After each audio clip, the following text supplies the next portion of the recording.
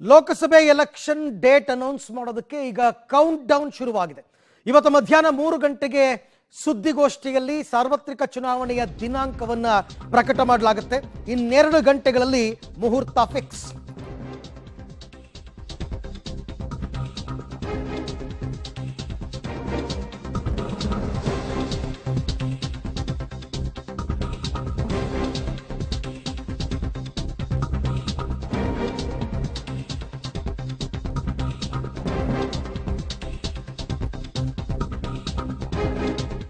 Lok Sabha election 18ನೇ Lok Sabha ಚುನಾವಣೆಗೆ ದಿನಾಂಕವನ್ನ ಘೋಷಣೆ ಮಾಡೋದಕ್ಕೆ ಇವತ್ತು ಕೇಂದ್ರ ಚುನಾವಣಾ ಆಯೋಗದವರು ಸುದ್ದಿಗೋಷ್ಠಿಯನ್ನು ಕರೆದಿದ್ದಾರೆ 3 ಗಂಟೆಗೆ. ಅಂದರೆ ಇನ್ನೆರಡು ಗಂಟೆನಲ್ಲಿ ಮುಹೂರ್ತ ಫಿಕ್ಸ್ ಆಗುತ್ತೆ. 7ರಿಂದ 8 ಹಂತದ ಚುನಾವಣೆಯಾಗುವ ಸಾಧ್ಯತೆ ಇದೆ. 2019ರಲ್ಲಿ 7 ಹಂತಗಳಲ್ಲಿ ಚುನಾವಣೆ ನಡೆದಿತ್ತು. ಕರ್ನಾಟಕದಲ್ಲಿ ಒಂದೇ ಹಂತದಲ್ಲಾಗಿತ್ತು. ಬಟ್ ಈಗ ಕರ್ನಾಟಕದಲ್ಲಿ 2 ಹಂತದ ಮತದಾನ ಆಗುವಂತಹ ನಿರೀಕ್ಷೆ ಇದೆ. ಬೈಫರ್ಗೇಟ್ ಮಾಡ್ತಾರೆ. ಉತ್ತರ ಕರ್ನಾಟಕ ಮತ್ತು ದಕ್ಷಿಣ ಕರ್ನಾಟಕ ಮೋಸ್ಟ್ ಪ್ರಾಬಬಲಿ, ಅಥವಾ ಕರ್ನಾಟಕದಲ್ಲಿ ಯಾವುದೇ ಸಮಸ್ಯೆ ಇಲ್ಲ ಭದ್ರತೆಯ ವಿಚಾರದಲ್ಲಿ ಮತ್ತೊಂದರಲ್ಲಿ ಅಂತಂದ್ರೆ ಖಂಡಿತವಾಗಿ ಅದನ್ನು ಒಂದೇ ಹಂತದಲ್ಲಿ ಕೂಡ ಮಾಡುವಂತಹ ಸಾಧ್ಯತೆ ಇದೆ. ಸೊ ಹಾಗಾಗಿ ಇವಾಗ ಒಂದು ಸೆಟ್ ಆಫ್ ಅಂಕಿಅಂಶಗಳು ಸಿಗ್ತಾ ಇದೆ. ಒಟ್ಟಾರೆ ಇವಾಗ ಇಡೀ ದೇಶದಲ್ಲಿ ಇರ್ತಕ್ಕಂಥ ಒಟ್ಟು ಮತದಾರರ ಸಂಖ್ಯೆ 96.88 ಕೋಟಿ ಮತದಾರರು. 96.88 ಕೋಟಿ ಮತದಾರರು. 140 ಕೋಟಿ ಜನಸಂಖ್ಯೆ ಇರತಕ್ಕಂಥ ಭಾರತದಲ್ಲಿ ನೋಂದಾಯಿತ ಮತದಾರರ ಸಂಖ್ಯೆನ ಹೇಳ್ತಾ ಇರೋದು. ಇದರಲ್ಲಿ ಪುರುಷ ಮತದಾರರ ಸಂಖ್ಯೆ 49.72 ಕೋಟಿ. ಮಹಿಳಾ ಮತದಾರರು ಕೂಡ ಹೆಚ್ಚು ಕಡಿಮೆ ಸೇಮ್ ಇದ್ದಾರೆ, 47.15 ಕೋಟಿ.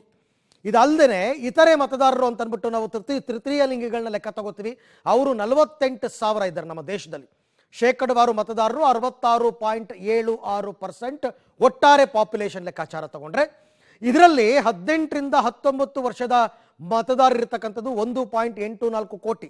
ಯಾಕೆ ಇದನ್ನು ಸ್ಪೆಸಿಫಿಕ್ ಆಗಿ ಹೇಳ್ತಾ ಇದೀವಿ ಅಂತಂದ್ರೆ ಹೊಸ ಮತದಾರರು ಇವರು 1.84 ಕೋಟಿ ಹೊಸದಾಗಿ ಮತದಾನವನ್ನು ಮಾಡೋದಕ್ಕೆ ಸಿದ್ಧರಾಗಿರ್ತಕ್ಕಂಥವ್ರು.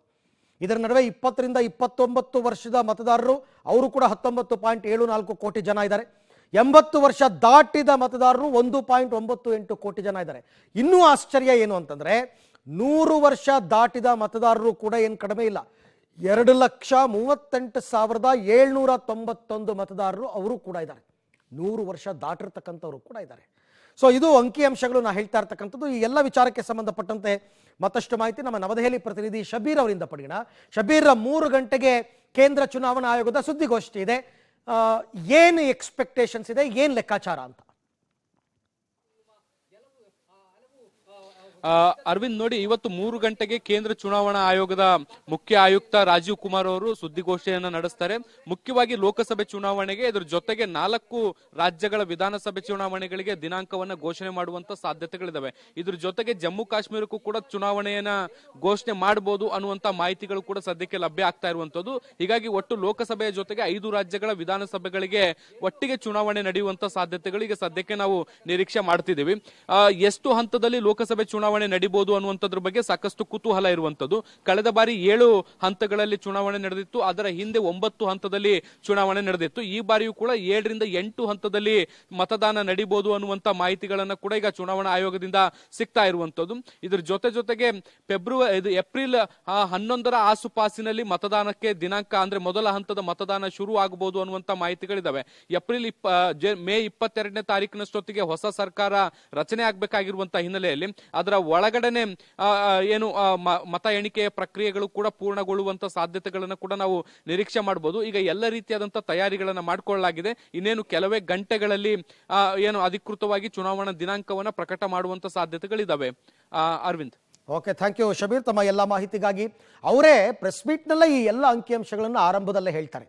ಹೊಸದಾಗಿ ನೋಂದಾಯಿತ ಮತದಾರರ ಸಂಖ್ಯೆ ಎಷ್ಟು, ಎಲ್ಲ ಡಾಕ್ಯುಮೆಂಟ್ಸ್ ಅವರ ಹತ್ರ ಇರುತ್ತೆ, ಡೇಟಾ ಇರುತ್ತೆ.